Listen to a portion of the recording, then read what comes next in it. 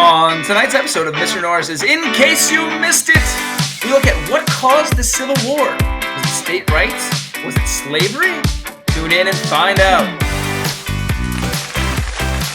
Hey, hi, hello, and what is up, everybody? It's your host, Mr. Norris, the history teacher with the good hair. And tonight we're going to be talking about what caused the Civil War. I did not think that this was a conversation that we're still going to have in 2019, but here we are. How many times do we need to teach you this lesson, old man? I feel like I'm taking crazy pills.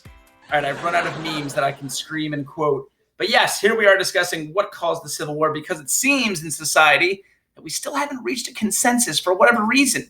But I'm going to try to break it down and end that tonight for once and for all. Okay, so what caused the Civil War? Well, the topic usually centers around slavery. Did slavery cause the Civil War? And the quick, simple answer is yes and no, but mostly yes. And I'm going to dive into that tonight, okay? Now, there's a bunch of events leading up to the Civil War that spans the time period from like the 1820s to the 1860s. I had videos on a lot of those issues, or will have videos in the futures in a lot of those issues. So I don't want to go super into that stuff in this video. I want to start with the election of Abraham Lincoln in 1860, because this is a seminal moment that leads us up to the Civil War. Okay. Now, Abraham Lincoln was running in for president in 1860 as a part of this newly formed Republican Party, which its largest platform was mostly free soil. That going forward, they didn't want new territories being added to the United States to have slavery. Look at this 1860 campaign poster right here with Abraham Lincoln on it. It says free territory, free soil. You know, this is clearly something that they stood for. In the lead up to the election of 1860, Abraham Lincoln has that famous quote where he says, "A house divided against itself cannot stand." And what is he talking about that's dividing this house, the United States, if you will? It's slavery. Look at this census of 1860 of the United States, and you tell me what's dividing the country here, okay? All of the northern states and free states have 0 slaves, but the South has over 3 million slaves to its credit here, and is fully driven by slave labor. Okay, it's estimated that in this time period that the South was making $150 million per year off of transporting cotton by using slave labor and selling it overseas. Now, $150 million back then in 1860 translates to about $4.5 billion today. And now here's why that's so crucial. That money that they're making is all profit. They don't have to pay this workforce, this slave labor. So plantation owners, the ruling elite class of the South, lawmakers in the South, they're getting all of that money, all of that profit, and doing very well off of it. So they don't want to see slavery go. Now, when Lincoln runs in 1860, the thought of him becoming president terrifies them. You also join that with the fact that in 1860, the Republican Party won a majority of seats in the House of Representatives in our government. So the South saw very quickly coming the writing on the wall that slavery might not be around for too many more years. Okay. And think back to that campaign poster that I just showed you. That thought of free soil, free territory absolutely terrified them. Look at this electoral map of 1860. Abraham Lincoln, you can see right here, terrified the South. He didn't win a single southern state. And a lot of southern states, he wasn't even on the ballot. I don't even know how many votes he won in the South, but I can tell you that it's not many, right? They were truly terrified by the prospect of Abraham Lincoln becoming president, okay? Now, very shortly after he gets elected to the presidency, they feel like at least a little bit that they no longer have say in government, and they start to secede from the Union and form the Confederate States of America. 11 states in total officially seceded and joined the CSA. Now, why did they leave the Union other than just Lincoln becoming president? Like I said, it's protecting slavery. Now, people will try to tell you they wanted to protect Southern states' rights, but state rights to do what exactly? Do the Macarena in public? No, it's their state rights to have slavery, right? That's why they're leaving. And each state, when they did leave the United States, wrote their own ordinance of secession.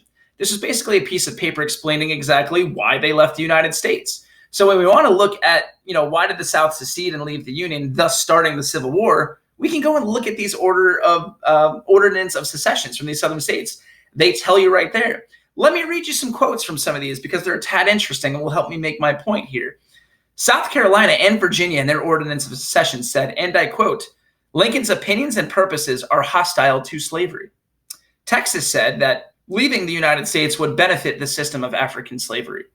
Arkansas said that it is insulting that the Black Republican Party under Abraham Lincoln believes that the African race has to be social and politically equal with whites. Okay? Now you tell me, why are these southern states leaving? To protect slavery. They even say it in these papers, the peculiar institution of slavery. They are leaving to protect slavery and protect all of that profit that they are making. Okay? The newly elected vice president of the Confederate States of America was a guy named Alexander Stephens. And he said, and I quote about this new government, "Our new government was founded on slavery." What are we talking about here? This is the vice president telling you we left and we're founded on slavery. This is it. This is why we're doing this. He goes on to say the Negro man is not equal to the white man. Okay, so why did the South leave the country? It's simple. It's right there staring us in the face in paperwork. They left to protect the institution of slavery, and there was definitely a promotion of white supremacy in the South, that they believed that, white Southerners were better than African slaves, and that hierarchy system needed to be protected, needed to be preserved, and they didn't want Africans to join, the general population. Take a dive deeper into these ordinances of secessions, okay? How often did they talk about slavery? Well, let's go back to the Texas Ordinance of Secession. It's estimated that 54% of the time during that piece of paper, they're discussing slavery. Georgia, 56% of the time in their Ordinance of Secession, they were discussing slavery.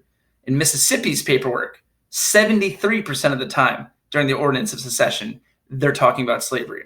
So people nowadays want to say, well, it wasn't about slavery. Well, yeah, it was. Mississippi was talking about it 73% of the time. So don't tell me them leaving wasn't about slavery, because I got the facts right here. Okay? It was about slavery. So if the South leaving the Union is so obviously about protecting slavery and protecting that hierarchy of white supremacy, whether they realize it or not, why can't we admit that nowadays? And I think the real answer to that is that a lot of people in our society have a connection to, Southern heritage, or have relatives that may have fought for the Confederacy or were alive during that time period. And we don't want to think that our ancestors, those people, were just mean, evil slave owners. And actually, most of them weren't, okay? Only about 30% of Southerners at the time actually owned slaves. However, this 30% of Southerners were the main drivers of Southern society. They made all of the money. They influenced all the lawmakers. They had the ruling power. Okay, so while most Southerners didn't own slaves, the ones that did certainly had power and certainly dictated what happened in their society. People will also say, well, the South couldn't have left because of slavery, or Southerners couldn't have fought because of slavery, because only 10 to 15% of Confederate troops even owned slaves. That's true. That's what it's estimated at. Now, those numbers are a little bit, a tad shady, because there was a lot of really young Confederate soldiers, and they might have been from slaveholding families, but not actually owned slaves themselves. So it's tough to differentiate there. But just because they didn't own slaves themselves doesn't mean that they weren't either consciously or subconsciously defending slavery. Okay, a lot of white poor Southerners who didn't own slaves still liked the slavery system, because it ultimately made sure that they weren't at the bottom rung of Southern society. There were still people below these poor whites, and those are African slaves.